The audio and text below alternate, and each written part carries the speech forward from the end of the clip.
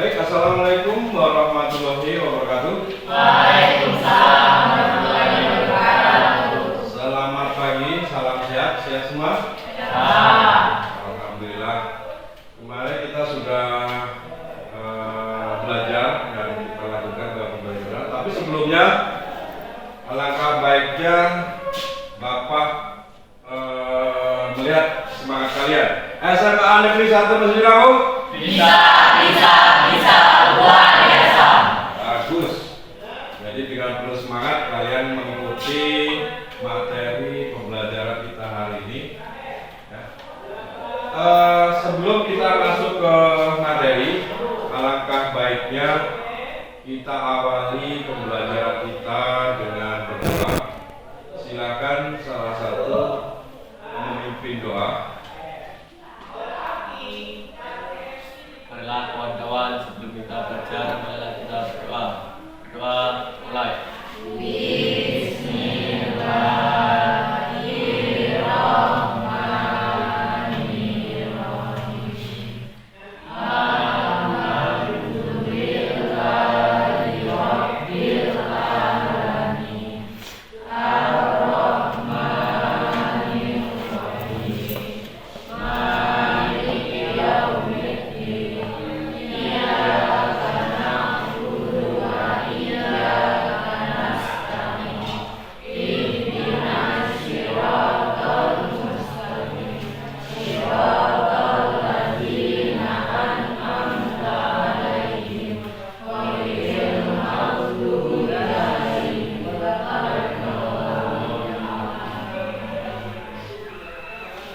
Baik, kalian sudah berdoa, semoga apa yang kita dapat pada hari ini bermanfaat bagi kalian semua di masa yang akan datang.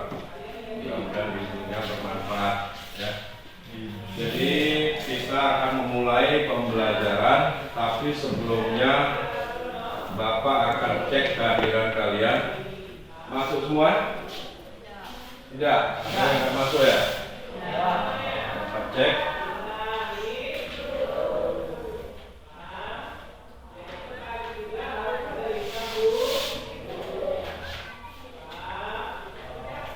Ahmad Rifai.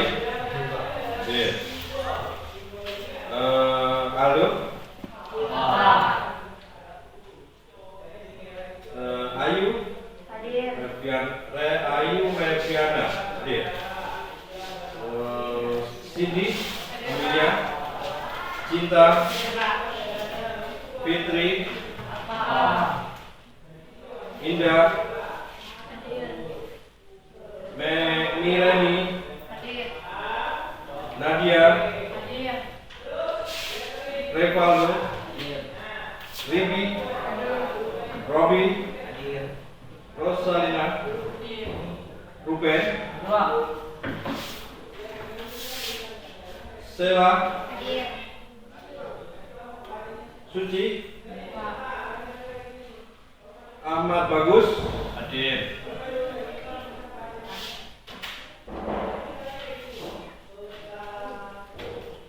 Ardan Al Yusuf.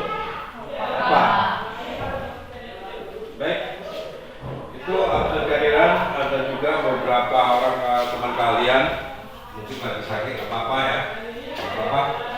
Yang penting kita pada hari ini yang berangkat ini dengan tujuan dari rumah pergi ke sekolah untuk mencari ilmu. Semoga ilmu yang kalian dapat di sekolah ini bisa bermanfaat di masa yang akan datang. Baik, Bapak akan kemarin kita sudah membahas tentang kegiatan ekonomi, ya. Kegiatan ekonomi. Itu ada berapa kemarin kegiatan ekonomi? Ada 3. Yang pertama produksi, yang kedua distribusi, yang ketiga konsumsi. Bagus. Nah, untuk kemarin kita sudah membahas tentang poin yang pertama, yaitu tentang produksi. Ya, kalian mudah-mudahan tidak lupa dengan materi kemarin. Apa sih produksi? Ada yang masih ingat? Saya, Pak.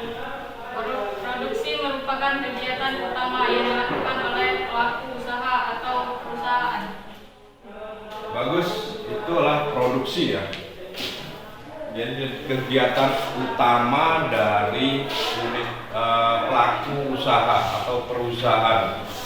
Ya. Tanpa memproduksi, perusahaan tersebut tidak akan memiliki barang. Tetapi jangan sampai salah, di sini ada 3 perusahaan, yaitu yang pertama perusahaan manufaktur, kemudian yang kedua perusahaan dagang, dan yang ketiga perusahaan jasa.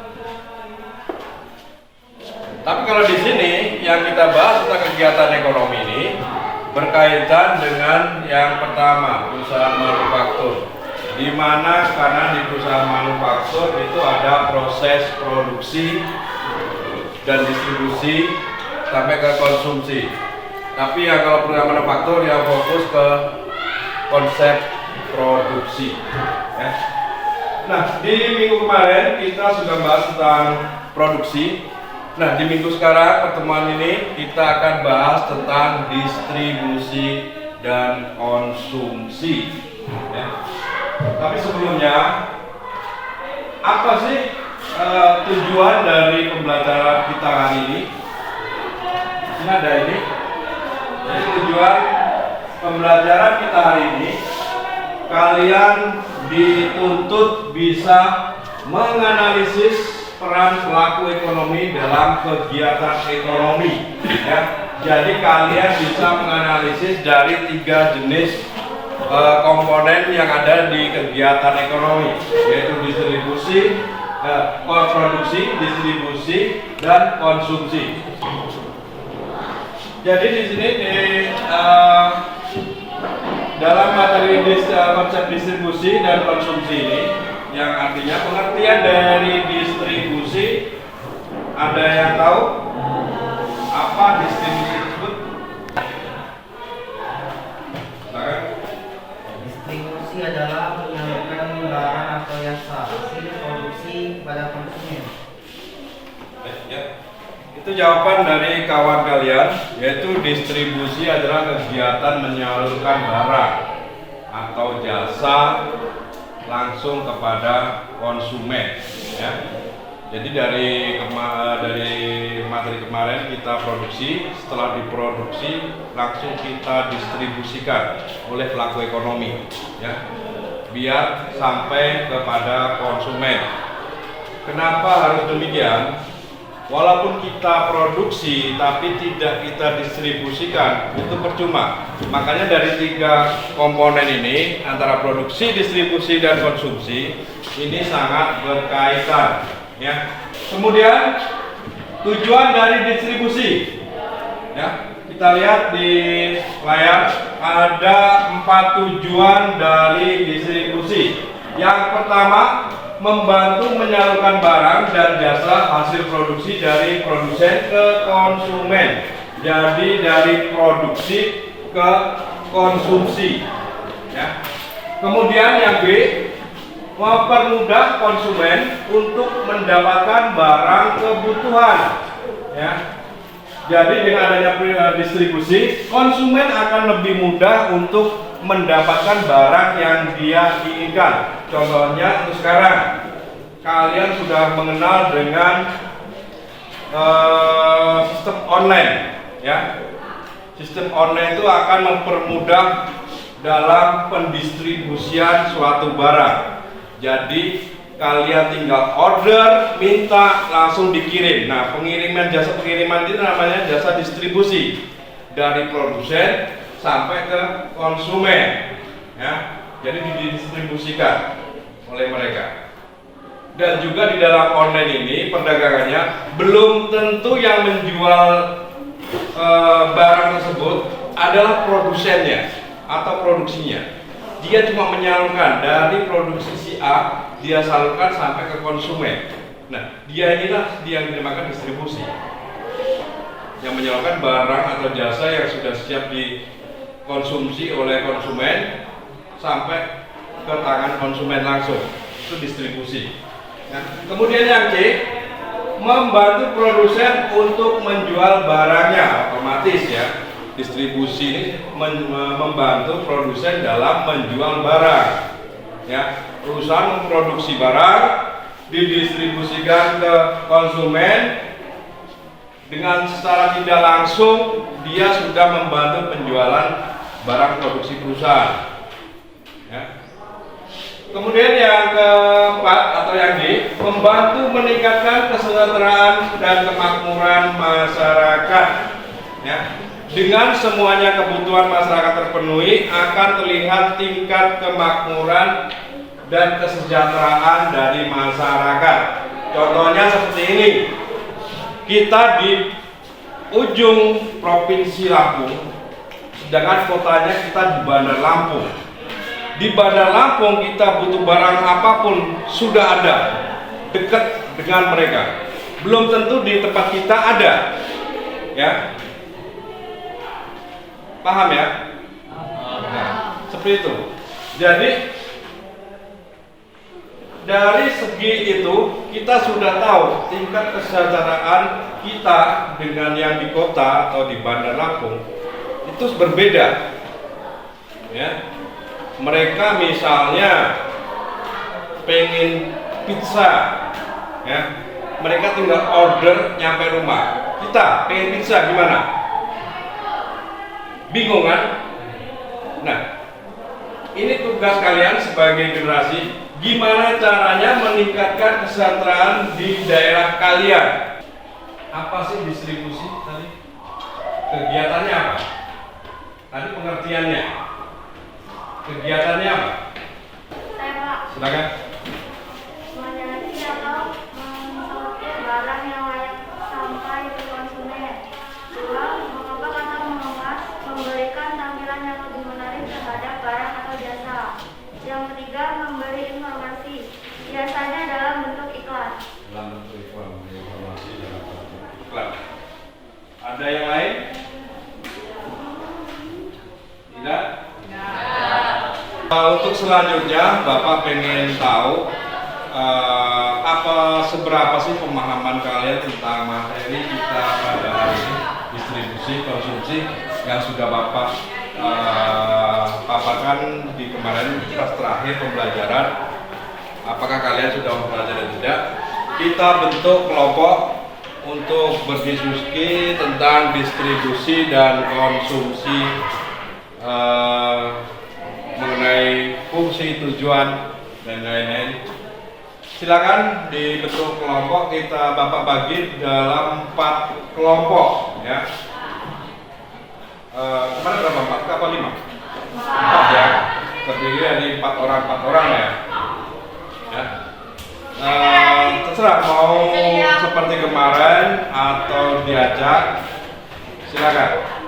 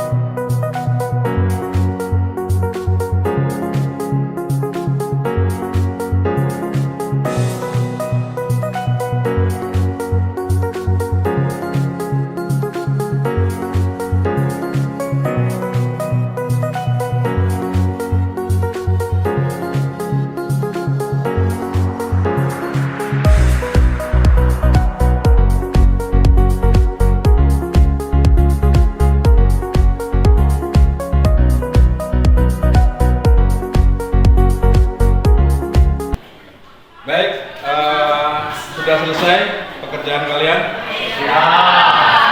Setelah sekalian sudah menyelesaikan pekerjaan, langkah selanjutnya adalah presentasi. Baik, silakan ya, siapa yang mau, kelompok mana yang mau maju presentasi? Silakan. Saya, Pak.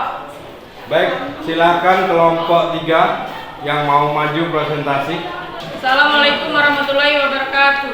Waalaikumsalam warahmatullahi wabarakatuh. Perkenalkan, kami dari kelompok 3 yang beranggotakan 4. Saya Rosalina, saya Rigianti, saya Mireni, Ya, Ruben. yang akan mempresentasikan hasil kerja kelompok kami yang akan dibacakan oleh Ruben. 1. Tuliskan kegiatan ekonomi yang menggambarkan persyaratan ekonomi yang berkaitan produksi, distribusi, dan konsumsi. Produksi merupakan kegiatan utama yang dilakukan oleh pelaku usaha atau perusahaan. Distribusi kegiatan menyalurkan hasil barang atau jasa yang dihasilkan produsen kepada konsumen. Konsumsi kegiatan mengurangi atau menghabiskan nilai serta manfaat suatu barang atau jasa untuk memenuhi kebutuhan. 2. Tuliskan pengetahuan kalian tentang kegiatan ekonomi sangat penting dalam masyarakat dan sebutkan salah satu.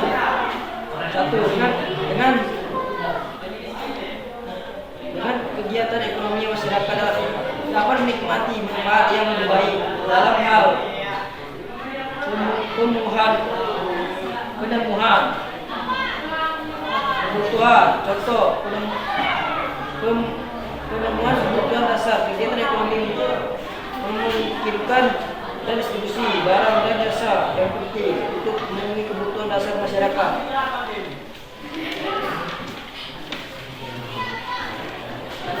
3.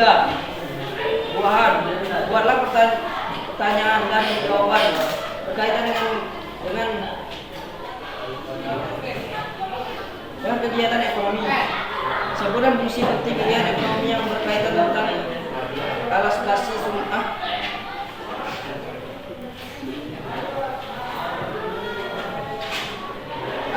sumber daya. Jawab. 1. Alokasi efisien bertujuan untuk mencapai alokasi sumber daya yang efisien, yaitu menghasilkan sumber daya yang terbatas sedemikian rupa sehingga dapat memberikan hasil yang maksimal. 2. Alokasi adil harus mempertimbangkan alokasi sumber daya yang adil. Sebenarnya fungsi penting kegiatan ekonomi yang berkaitan dengan pembentukan pendapat nasional. Jawab. Salah satu faktor utama dalam pembentukan pendapat nasional suatu negara. Pendapat nasional adalah jumlah total pendapatan yang dihasilkan oleh individu, rumah tangga, dan perusahaan di suatu negara selama periode tertentu. Sekian presentasi dari kami. Saya akhiri. Wassalamualaikum warahmatullahi wabarakatuh.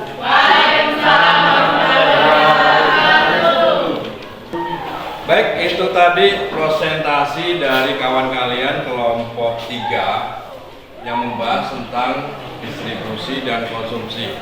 Baik, itulah hasil kegiatan kita kali ini. Kawan kalian sudah melakukan presentasi tentang kerja kelompok. Baik, untuk hari ini pelajaran kita sudah berjalan dengan hikmat, lancar, dan tidak ada gangguan. Walaupun ada sedikit, mungkin tidak akan berarti bagi kalian dalam mengikuti pembelajaran kita hari ini. Untuk mengakhiri, karena kita tadi di awal dibuka dengan doa, kita akhiri dengan doa. Silakan salah satu memimpin doa. Marilah kawan-kawan sebelum mengakhiri pelajaran pada hari ini, marilah kita berdoa.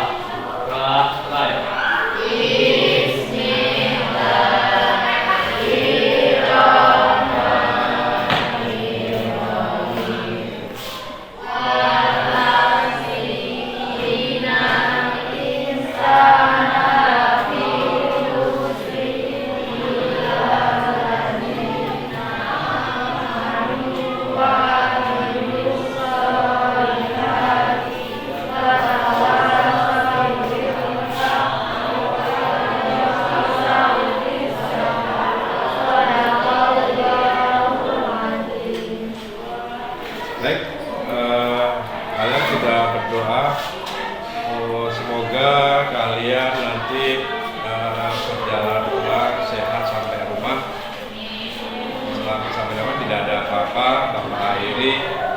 Assalamualaikum warahmatullahi wabarakatuh.